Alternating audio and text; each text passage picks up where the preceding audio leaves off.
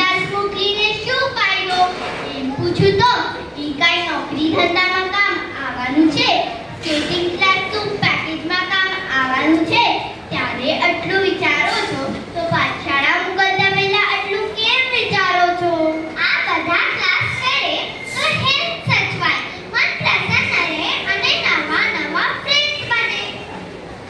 મારા બાળકને પાઠશાળામાં ખૂબ મજા આવે છે. રોજ નવા નવા અને સારા સંસ્કારવાળા ફ્રેન્ડ્સ મળે છે. તેથી એનું મન પ્રસન્ન રહે છે. આજે ભારત જેવા આર્ય દેશોમાં જન્મ લઈને મોટા ભાગના છોકરાઓની ખાણી પીણી, રહેણી કરણી, બોલી ચાલી અને ઉડવા ફેરવાની રીત જ બદલાઈ રહી છે.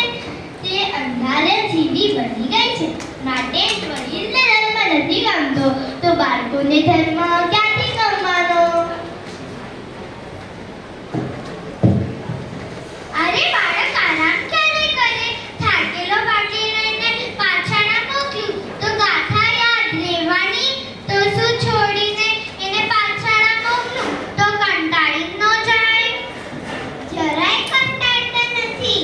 બેન એટલું સરસ ભણાવે છે કે ગમત કરતા કરતા જ્ઞાન પણ મેળવી લે છે.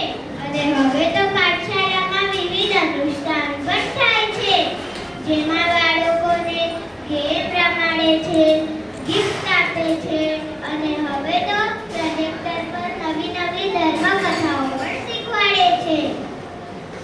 આપણને માંગદોડ ટાઈમ સાંજે નેટફ્લિક્સ પર સિરીઝ પણ જવાના અને બહાર પણ જવાનું મળે.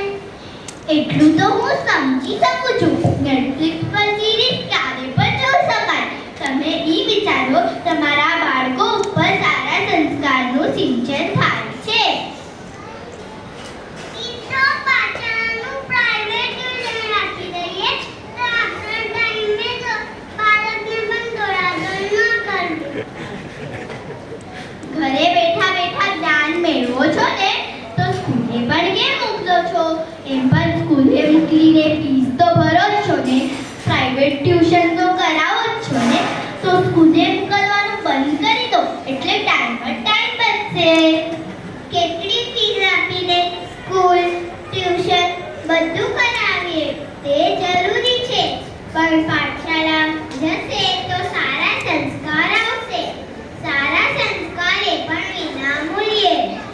બાળકના જીવનમાં સારા સંસ્કારનું સિંચન કરવું પડે છે. તે માટે ખરેખર પાઠશાળાના બહેનો, વ્યવસ્થાપકો ખૂબ પ્રયત્ન કરે છે. આપણે શું એમને પૂરો સાથ સહકાર ન આપી શકીએ? ઉચ્ચતમ સમાજનું ઘટન ન કરી શકીએ? અરે કેટલો પણ ઊંચો અભ્યાસ કરશો, ધર્મના